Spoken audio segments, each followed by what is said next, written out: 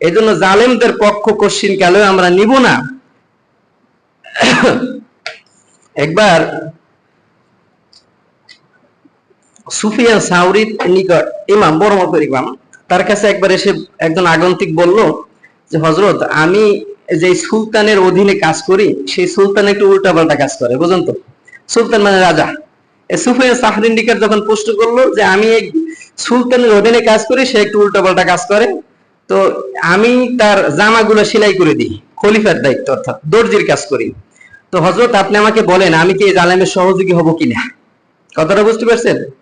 সুফিয়ান সাহরির কাছে এসে প্রশ্ন করলো, আমি যে শাসকের অধীনে থাকি সেই শাসকের জামা আমি সেলাই করি, কিন্তু শাসক একটু উল্টাপাল্টা কাজ কি করে।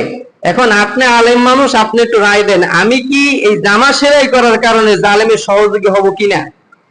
তখন সুফিয়ান সাহরি তিনি একটু চুপ করে মুচকি হেসে বললেন, তুমি জালেমের সহযোগী নয়, তুমি প্রকৃতপক্ষে নিজেই একজন জালেম। আর শুনে রাখো, জালেমের সহযোগী হলো যারা তোমার কাছে সুই আর সুতা বিক্রি করে। যারা তুমি শাসকের, জালেম শাসকের জামা তৈরি করো, আর তোমার জামা তৈরি করার জন্য যারা তোমার কাছে সুই সুতা বিক্রি করে, তারা হলো সহযোগী। আর তুমি জামা তৈরি করে জালেমকে সাহায্য করতেছো, তুমি নিজে একজন জালেম।